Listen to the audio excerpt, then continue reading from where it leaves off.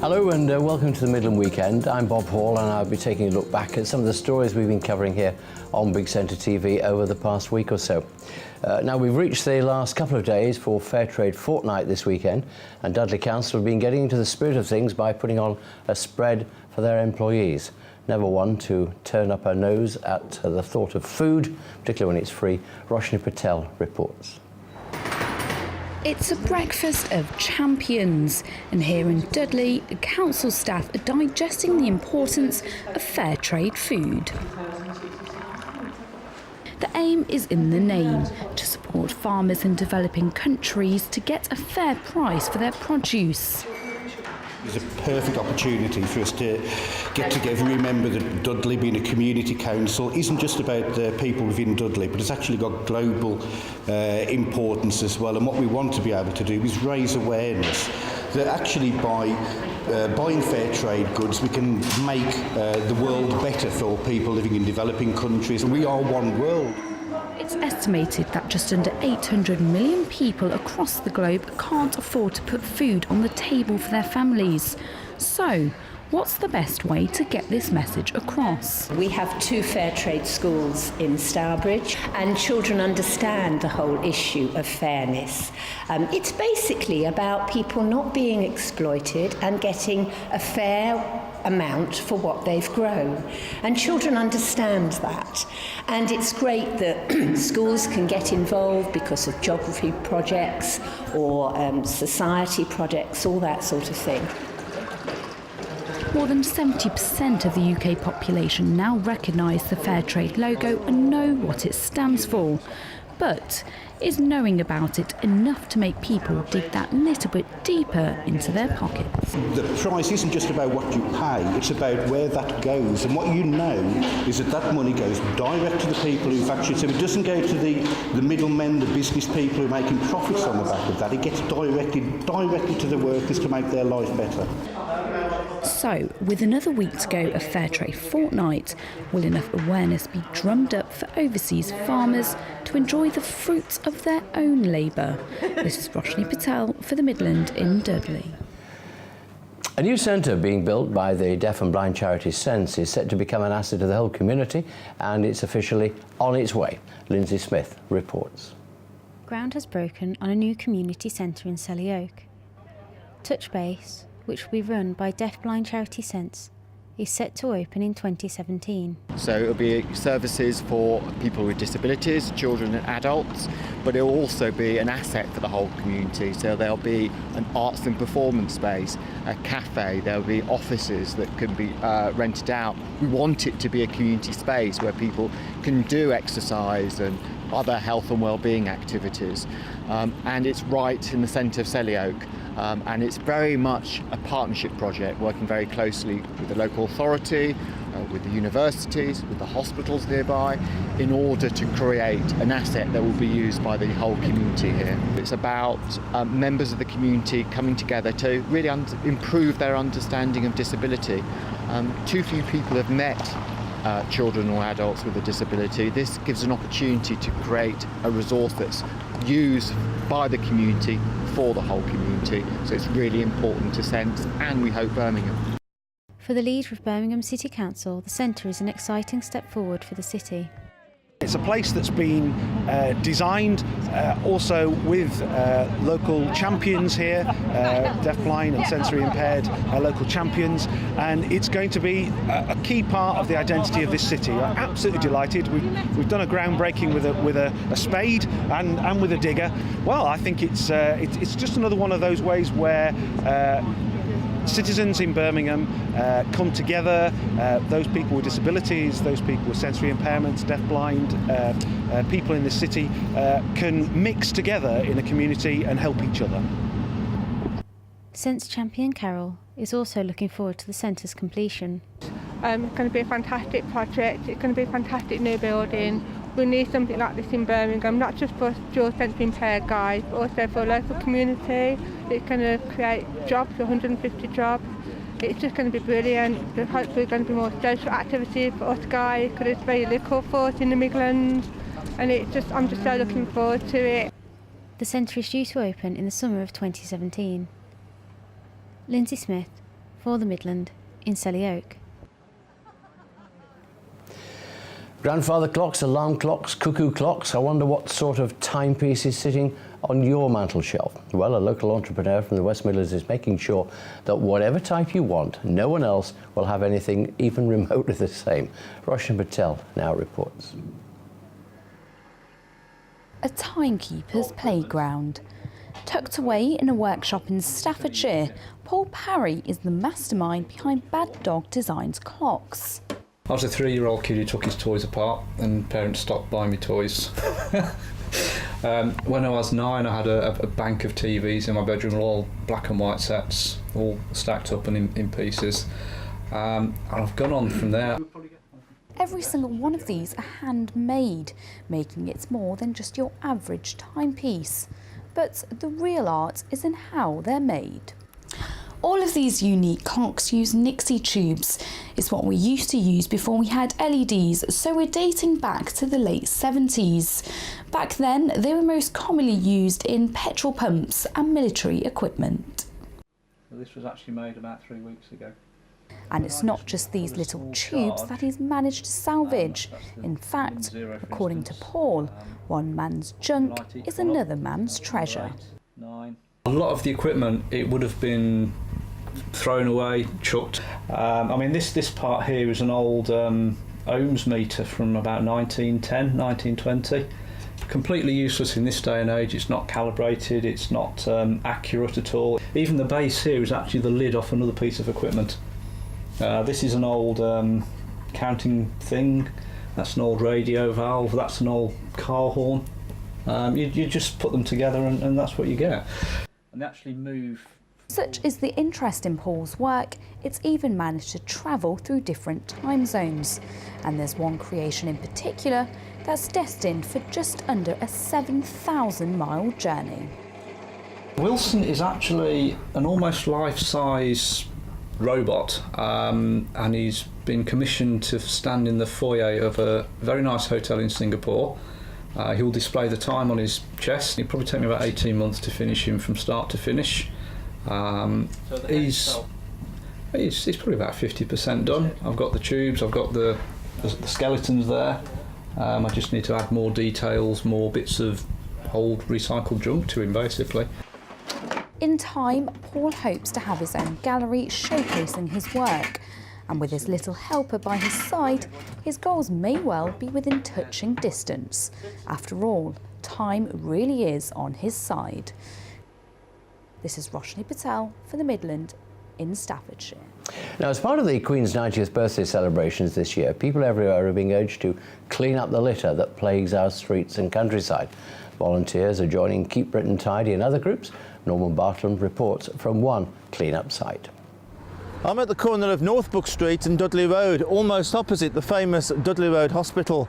And this site here on the canal bank has been designated as one of the top grot spots in the country. So the clean-up for the Queen is taking place here, with the help of the Canal and Rivers Trust, Keep Britain Tidy Group and also the local Residents Association. So with me here on the canal bank is Richard from Keep Britain Tidy. So tell me about this Clean for the Queen project. So it was actually the initiative from one very passionate lady called Melissa Murdoch, who pulled together a group of stakeholders, including ourselves as the litter charity for the nation. And after a series of meetings, as ever, these things come together. And before you know it, within a couple of months, we've got hundreds of schools, hundreds of local authorities, thousands of community groups, hundreds of thousands of volunteers, including the people we see here today, out in the country, clearing up litter, because people are absolutely sick to death of living in a country that's actually covered in litter. What do you say to critics who say, why are you doing this? People have paid their council tax, why aren't the council doing this? It costs about £1 billion every year for local authorities to clean up litter. I don't really care whether it's a time of austerity or a time of plenty. I'd rather not spend £1 billion on clearing up litter, when we could spend that on social care, we could spend that on parks, we could spend it on nurses in hospitals. So I don't buy that argument at all. I think what we need to do is actually take a good long look at ourselves in this country and say, actually, we're fed up living in a rubbish dump. Litter, it's not a victimless crime. The RSPCA gets 7,000 reports reports of wildlife injured by litter every year. Domestic pets are injured by litter. Nobody likes living in littered environments. Actually, the poorest people in this country are more often the ones who live in areas surrounded by litter. So it's an issue of social justice as well. And this big campaign today, you know, millions of passionate people giving up a few hours to clean up the country just shows that there's a real movement for change. People want to do something about this problem. So tell me a little bit about the people that are here today. There seems to be quite a range of people. Yeah, we've got a really good mix. So it's myself and my colleague Louise from Keep Britain Tidy. We've got people from the Canal and River Trust who own this stretch of canal bank. We've got people from the local residents association. We've got people from Sandwell Council.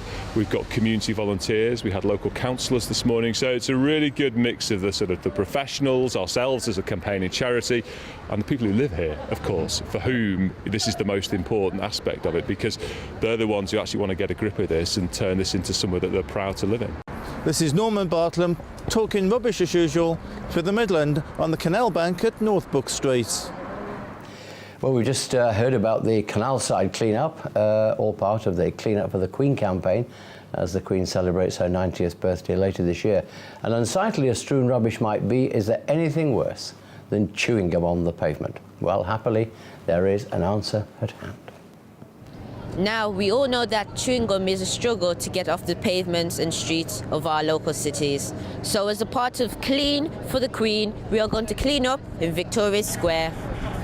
So here with me is Neil Maddox. He runs the company that makes these machines. So can you tell us a little bit about them?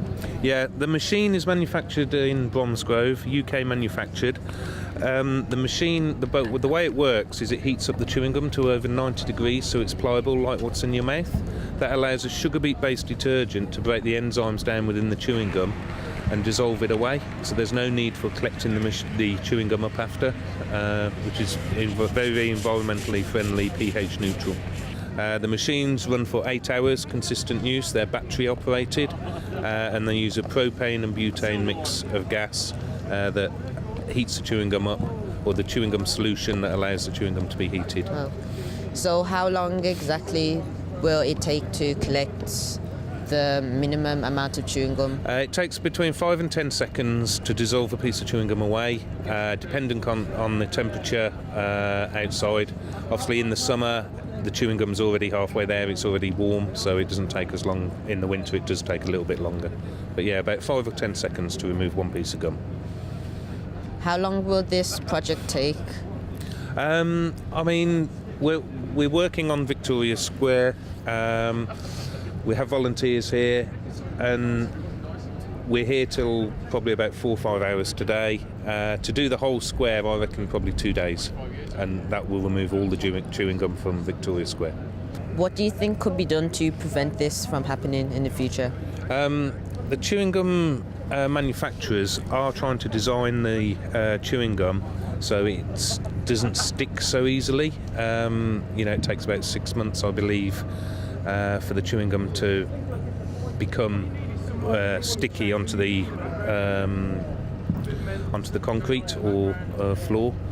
They have been saying that this will be done, but I've heard this over about the last 5 years, and nothing's still been done about it. So. Thank you, Neil, for telling us about these machines. I might as well have a go myself.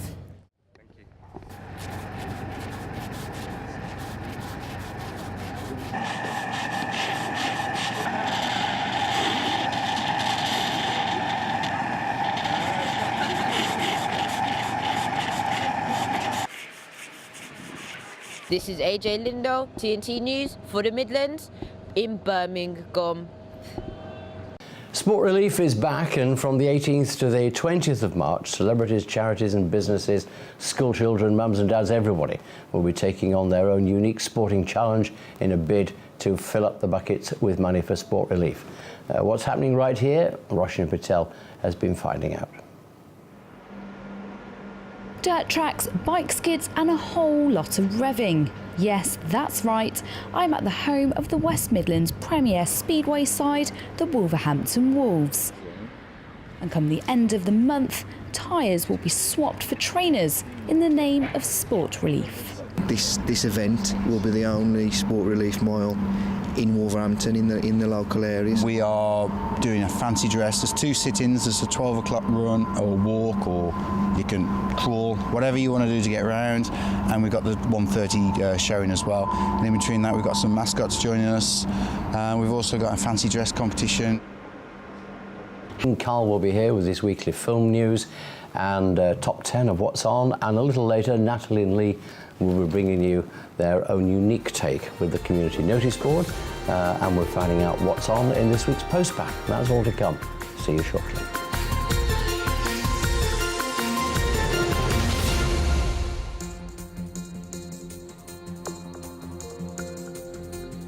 And welcome back. You are watching the Midland Weekend edition here on Big Centre TV with me, Bob Hall.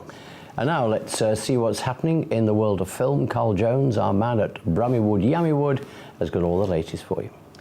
Another week, another sequel. But to be fair, this isn't just any sequel. Kung Fu Panda 3 is more than just a lazy reworking of the first 2 films, and as a result, it's probably the best of the series so far. Jack Black is the starman again. He provides the voice of our hero, who's reunited with his long-lost father. And together, the 2 generations travel to a secret panda paradise, where they discover some crazy new characters. This is the secret panda village. No wonder you keep it a secret. If I live here, I wouldn't tell anyone either.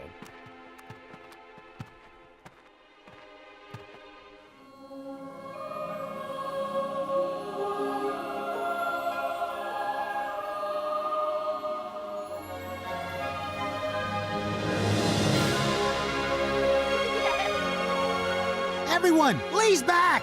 They're both back! He found his son! He made it! They're back! Lee? He found his son! Everyone's back! Lee's back!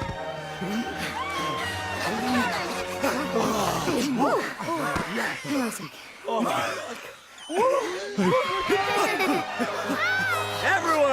Everyone, gather around. This is my son. Hello, hi.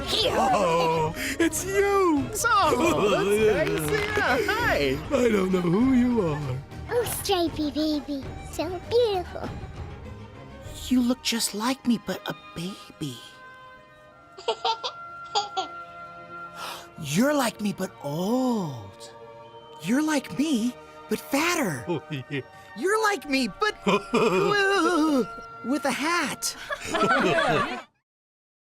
Trouble is brewing in Pandaland, though, with a supernatural villain sweeping across China, defeating all the kung fu masters in his path. So our hero has to do the impossible, and that means training the village full of fun-loving, rather clumsy pandas to become the ultimate band of warriors. It's a fast-paced movie, and there's plenty of laughs in it too, and I thought the production design is stunning. I'm not a huge fan normally of 3D movies, and I've only seen this one in 2D, but I would say, I would imagine this would be a spectacular visual treat if you went for the 3D specs. Either way, it's a highly recommended, family-friendly film. Let's take a little look at the film charts in the West Midlands at the moment and see what the top 10 looks like. At number 10 is a film called The Other Side of the Door, which is a supernatural thriller which has got some genuine jump out of the seat moments. At number 9 is Spotlight, the film which I was delighted to see win the Best Picture Oscar a couple of weeks back, the true story of the journalists who uncovered the abuse in the Catholic Church in America. At number 8, The Revenant, with Leonardo DiCaprio on a mission of revenge. And at number 7, How to Be Single, a relationship comedy that you wouldn't want to take too much advice from. At number 6, the animated fun Alvin and the Chipmunks, The Road Trip. And at number 5, Sacha Baron Cohen as the rather clumsy brother of Mark Strong's MI6 spy in a film called Grimsby, which, if you like them lewd and crude, well, that's definitely the one for you. At number 4, we've got Hail Caesar, which is the Coen brothers' latest offering, which some of the critics haven't really taken to, but I have to say I really liked. There's some really genuine, funny moments in it. It pokes fun at 1950s Hollywood film studios. At number 4, then we've got Deadpool, the foul-mouthed Marvel action comedy with Ryan Reynolds, which Probably my favourite Marvel movie of all time, I think, so far. Then we've got Kung Fu Panda 3, based purely on the previews that it's had already, but at the top of the charts. London Has Fallen, the sequel to Olympus Has Fallen, with Gerard Butler protecting the President of the United States, who's travelled to the UK to attend the funeral of the British Prime Minister. And that's a licence for all sorts of explosions, car chases, and it's definitely a film where actions speak louder than words and you can engage your brain into neutral. Don't forget, if you like your movies and your film talk, well, there's much more of this on Big Centre TV's film show Brummywood Yammywood, which you can see on Fridays at 10 o'clock and repeated on Sundays at 9:30. Part of the show is dedicated to reviewing the latest movies at West Midland cinemas, but we also like to profile the work of local movie makers, producers and actors. And remember, you can take part in the show as well. If you've seen a film recently and you want to tell us what you thought of it, well, send us an email. The address is movies@bigcentre.tv. Time now to see what else is happening in your community with Lee and Natalie. Ladies first, hi. Right, it's time to have a look at the community notice board. Remember, it's all about what's going on local to you. And if, of course, you know of something happening which could do with some nice free publicity on the telly, then you know where to get in touch. Just make sure you tell us in plenty of time and we'll give you those all-important contact details again in a few minutes' time. Certainly will. Right, now it's been the Codsall Community Arts Festival. It's well underway. And amongst the events next week, on Monday the 14th of March, the Codsall Community High School plays host to Rebecca Vaughan's solo performance of Austen's Women, bringing a new lease of life to Jane Austen's literary figures.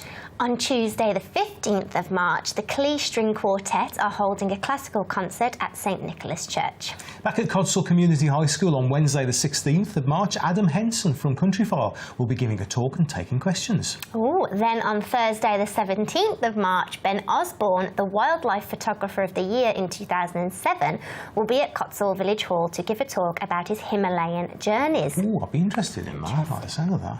Yeah, Friday the 18th of March is a musical night at Codsall High with the folk group The Houghton Weavers. And there's more music to round off the festival on Saturday the 19th with a swing orchestra gala evening, once again at Codsall Community High School. This event is called Down for the Count. Oh, nice, OK. So for any more information about any of the events at the Codsall Community Arts Festival, just visit their website. It's codsallartsfestival.org.uk. Next, a familiar face from Big Centre is coming to Tipton Library on Thursday the 17th of March. Who could it be? Who could it be? It's not me, is it you? No. OK. It's a talk all about history on your doorstep with, wait for it, Norman Bartlam. Of course it is, yeah. Pop along and have a listen to Norman as he talks about his popular local history show and shows a variety of clips. Admission is free, but you're going to need to get a ticket, so just get in touch with Tipton Library for more details, and as we said, that's on Thursday the 17th of March. Next up, and staying in the Black Country, we've heard from Black Country legend Billy Spakeman, and he tells us that the following is coming up. You know him, don't you? Yes. On the afternoon of Sunday, the 20th of March, the Maverick White House Cancer Trust Showcase is taking place at the Maverick in Stourbridge. Billy tells us that it's a free event, and as the name suggests, it's a showcase for young local talent that have played at John Langford and David Coughlin's Wednesday night. Then on Tuesday, the 22nd of March, it's time for Boonyards at Baggeridge. Yes, I had to practice that one. With guests, and that's a selection of music, comedy and spoken word. It all kicks off at 7:30 p.m. and for more details you can go to baggeridgetearoom.co.uk. You know, in rehearsals when she tried that, she said something completely different. Not suitable.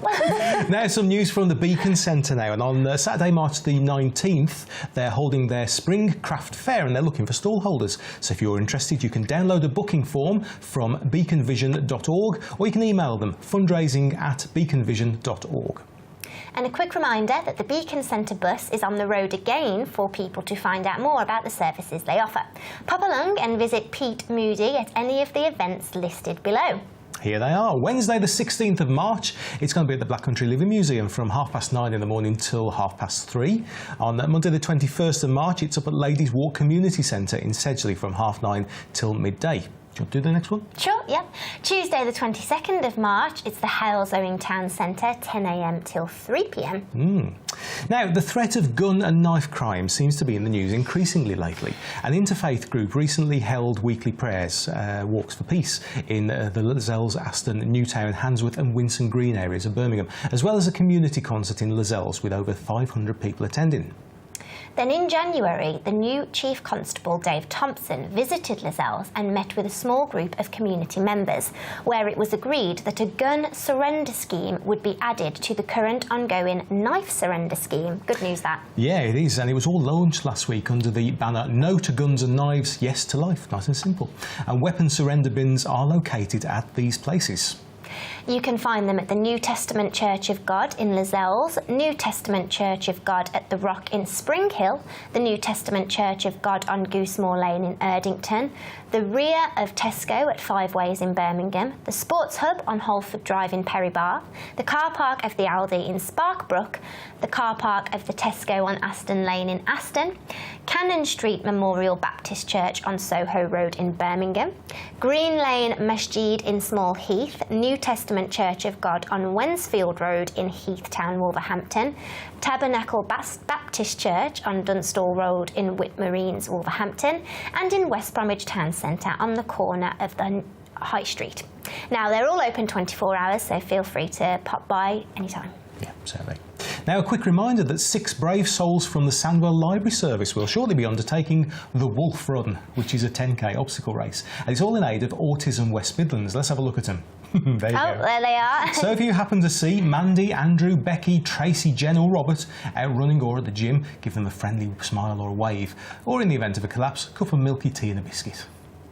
They're doing it on the weekend of the 9th and 10th of April, and of course you can pledge your support at justgiving.com/librarian running quietly. I love that one. So there you go. Would you like to go up on our community notice board? Why not get in touch with us? It's the best way to ensure that we mention you.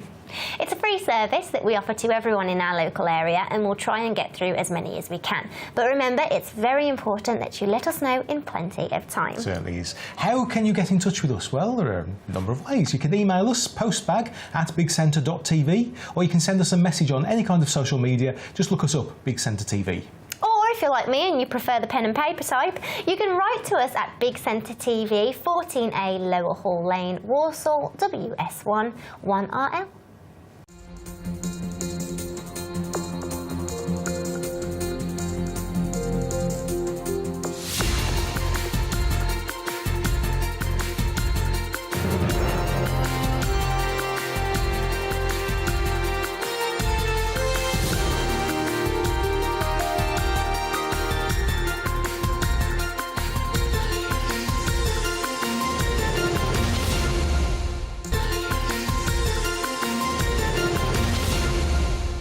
A new parish council has been formed in Sutton Coldfield. It will see powers returned to the town for the first time in a generation.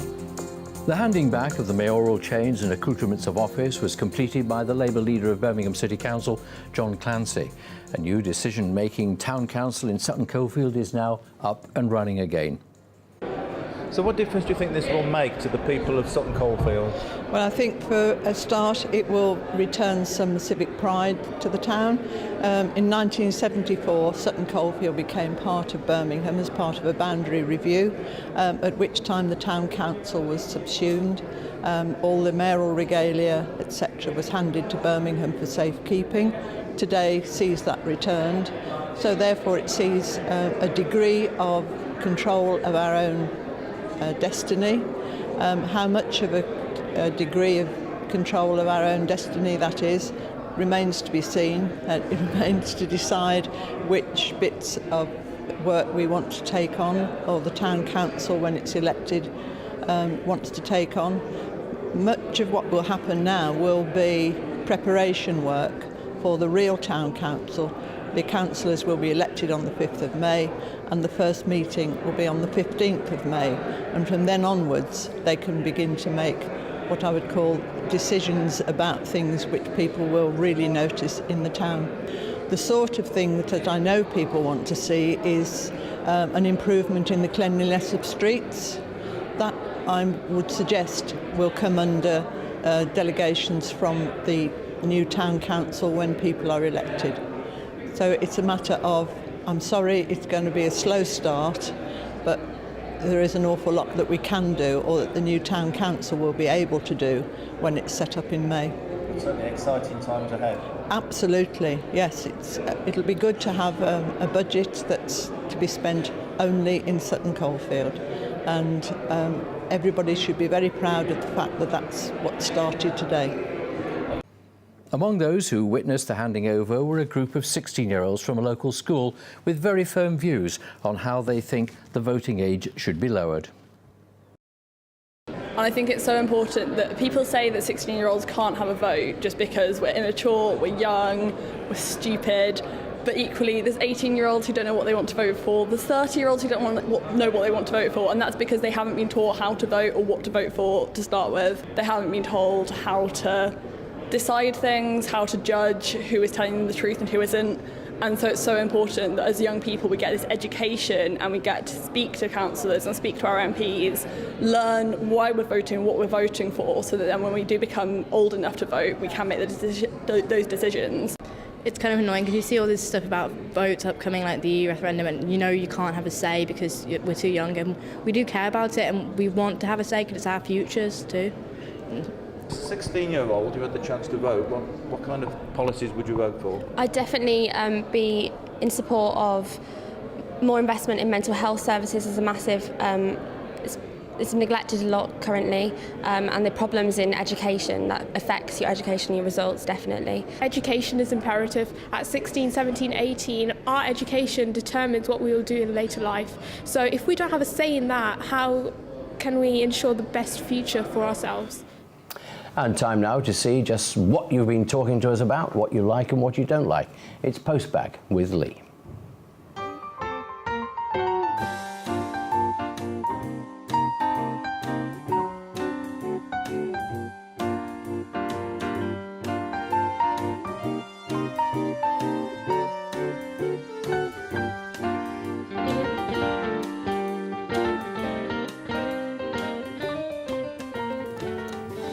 Right, now it's time to delve into the postbag to see what you're saying to us. And remember, if you want to get in touch about anything at all, then those all-important details, I'll give them to you in a few minutes' time.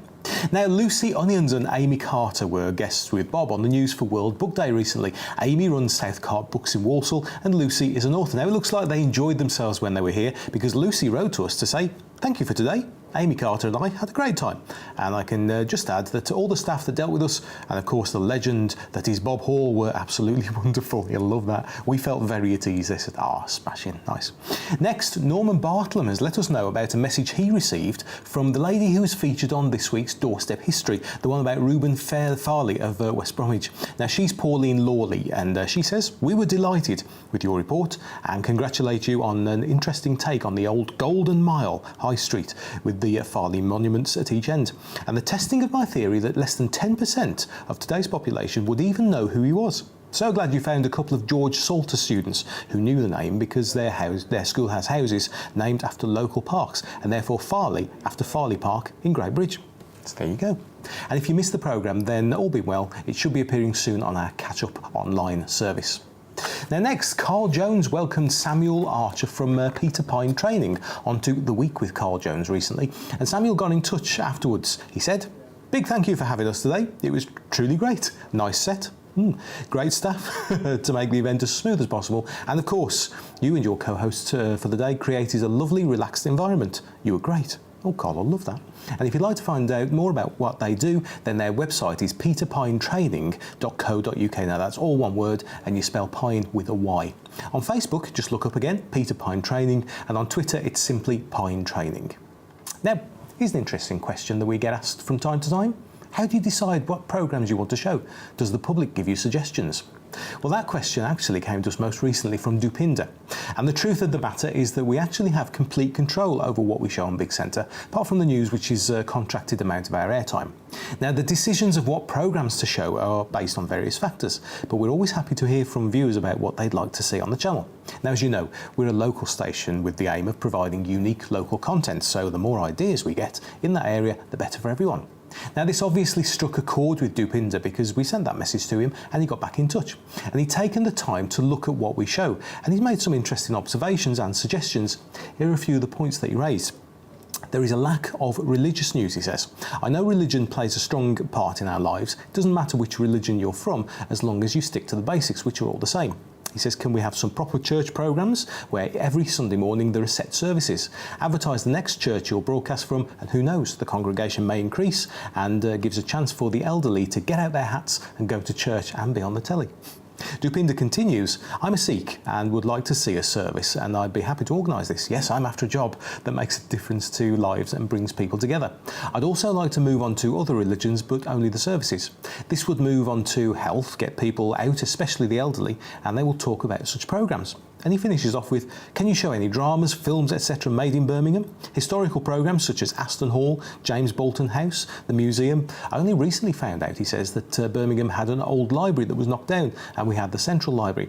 This would move on to buildings, and there are so many old buildings, especially churches, that are neglected with so much history and old workplaces. Plenty of points there.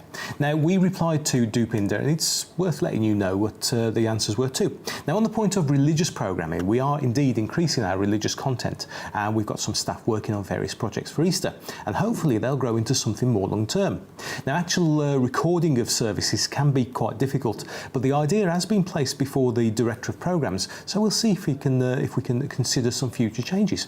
Now, health-wise, well, we have 2 new contributors who specialise in diet, nutrition, mindfulness and mental health. So again, hopefully from April onwards, we should have some really good content around these subjects. And the other points about local history and local TV shows, films, etc. Well, obviously this is one of our key aims, and we do lots of work to make sure what we show is locally relevant. Now, as you might have seen, we're already running the weekly Doorstep History programme, and as long as there are places like this to discover, then that's how we'll be bringing them to you. And a final comment from Dupinder, anything you can air that shows the community's united in keeping their streets safe and proud of their achievements. Well, I think we're all up for that. Keep watching us over the next few months. So then, it was No Smoking Day on the 9th of March, and it's inspired a few of you to get in touch with us. On Facebook, Laura Carrington says, I quit nearly 15 months ago. It's one of the best things I've ever done. The packets had just gone over £6 a box, and I just couldn't burn money like that anymore. Now, in the office, that sparked a response. Our Sam reckons that's a fantastic achievement, and he says, you're right. It's the cost as much as the health implications. He says, I recall saying when I would quit when the price went over £3 for 10. Sadly, I still partake every now and then. Come on, Sam. Andy Simon says, I've been stopped since Monday. Not a huge achievement, but it's like it's a start to being smoke-free. Nothing wrong with that. It's great news. Now, quitting is one of the most underrated achievements around. We asked Andy to let us know if he manages a month, and he said he'll keep us posted. And if you're interested in quitting, but perhaps you're not sure where to start, then just have a look online at nosmokingday, all one word, .org.uk. Right, on to other things now. This Elegant Chaos were guests on Amps last week, and Mark Beach says, big thank you to Johnny Doom and all the crew at Big Centre TV. We had a blast. And if you missed it, just check out our website. Time for a casting call now, and we're going to be filming new episodes of Ready Steady Magic on Saturday the 19th of March, and they'll become part of the next series of the Boston Bear Club. So we're looking for children aged approximately 5 years to 8 years old to appear in these episodes, both to watch the magic and engage with our resident magician. So do you have any family members or friends who you think might be interested in taking part? Then they're going to need to get in touch as soon as possible, because we're filming it next weekend. Now, it's not a paid opportunity, but the children will be credited on the telly for taking part. And also, it'll be ideal if the children were available for a full day of filming. There's no obligation for them to appear in all of the episodes, though. Now, the children must, of course, be chaperoned, and the parent or guardian will need to complete a personal release form. But other than that, a sunny disposition is the only requirement. So, you interested? All you've got to do is email julie@bigcentre.tv. Julie's the producer. And if you missed any of that, just have a look on our Facebook page, okay? And finally, trumpet blowing time again. Now, Pete Benton's been in touch and he's very observant. He says, does the coming up on Big Centre TV continuity idents have something to do with the, and he says, talented Lee Bannister? Love the mock Central one earlier today. Could they be uploaded onto YouTube? Central? Never heard of it. Yes, all my fault, I'm afraid. Now, you might remember that I did some of those over Christmas, and then they asked me to do some more recently. They won't last forever, though, but it's certainly a sign of things to come. How cryptic is that? Anyway, enough of that. If you'd like to get in touch with us, tell us what you think of the station, what would you like to see? Or even if there's anything you reckon you could help us out with, remember we're a local TV station and it's all about you. So just look us up on social media at Big Centre TV, or you can email postbag@bigcentre.tv, or just write to us. You remember how to do that, don't you? Here's the address. Big Centre, 14A Low Hall Lane, Walsall, WS1 1RL. And as long as you get in touch, I'll see you here next time with another look into the Big Centre postbag. Every day, every week, we send from British taxpayers, people watching this now, we send £350 million a week to the European Union. Now that's enough to build a hospital a week in the UK, right? Yeah. And we give that to the European Union. We get very little back in terms of money, and then it's only at their behest. So the first thing, we were able to hold on to that money and do what we like, to support people, to support businesses, if necessary, to build hospitals. The second thing is, our borders are wide open to the European Union. We've seen, over 1 million people came in from Poland after they came into the European Union, and many of them are competing with many British people for their jobs, and that drives costs and salaries down, and I'm very worried about that too. So for people who are skilled, who work hard, who've got families to look after, I want control of migration, I want control of our borders. And the third area, I think the risk of staying in, when you've got chaos in migration now in Greece, you've got the euro area as a disaster, every country in Europe, bar the Britain, seems to be mired in recession, terrible problems, high levels of youth unemployment, high levels of unemployment. We have overcome that ourselves. And now you hear the European Union wants to solve the Greek crisis, the migrancy crisis, by bringing Turkey into the European Union and taking the borders of the European Union next to Syria and Iraq. Do you think that a lot of people at home that are watching this now understand the implications that we may face leaving the EU? I think people are able to make judgments on their own, and the points that I've made already in this discussion are that I think the balance of judgments lies in us being an independent country called the UK, the 5th largest economy in the world, soon to be the 4th, to overtake Germany. That's the forecasts. We have one of the most powerful defences in the world, Army, Navy, Air Force, most effective. We are a powerful nation, and we don't need to be strapped to a European Union. Why can't we have border control? Why can't we control our own borders and decide who will come in from the European Union? Why can't we set trade deals with America and India and Japan like we would have done? Why do we have to send £350 million a week to the European Union, which would be enough, as I said earlier on, to build a hospital a week in the United Kingdom or spend money on supporting businesses, etc.? These are reasons why we want to leave the European Union, to be, that bold country that I know we can be, with entrepreneurs like this here and others, people are starting their own small businesses. I am an optimist. I think Britain, released from the European Union, will become just a remarkable country. Nigel Farage's credibility has already taken a couple of knocks from the general election, but UKIP itself clearly would lose its central raison d'etre, which was to call for a referendum, and in that referendum to call for us to leave. If we were to stay, UKIP at the very least would have to change its purpose, and its purpose then would be, rather as the purpose of Eurosceptics became after 1975, at least for a number of years, probably a generation, to argue not for an immediate referendum and departure again, but to argue for restraining and reforming and monitoring the operation of the European Union. They would see themselves still as having a role, and of course there would still be, as seems likely, at least a third and possibly half of the public who would have expressed the desire to leave. That portion of public opinion won't go away, and it deserves a legitimate expression. It simply won't be able to demand a leave campaign again. So let's take the view that an awful lot of people who are watching at the moment and are reading things don't know what to vote, how to vote. With as impartially as you can, what would you say, right, these are the reasons why people might vote yes, and these are the reasons why they might vote no? One of the disconcerting things about the campaign is that both campaigns seem to be saying the same thing about the same subjects. Very much they're focusing on the economy, understandably, because that is the immediate concern of the largest possible number of people. They are both claiming that there will be more jobs if you leave or stay. They are both claiming that goods and services will be more inexpensive if you leave or stay, depending on the campaign. There are arguments for making both those claims, and that will be a difficult speculative question to unpick. But clearly, what you believe will happen to the economy will be an important part of this. The so far unexplored question, by and large of the campaigns, is of course immigration. And immigration is a major concern of many members of the public. The campaigns have found it difficult to raise that without raising the temperature of the debate inappropriately, as they would see it.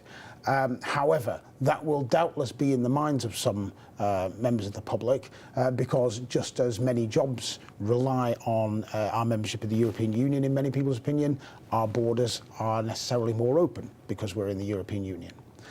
Last of all, there is the question of our accountability, of the accountability of government.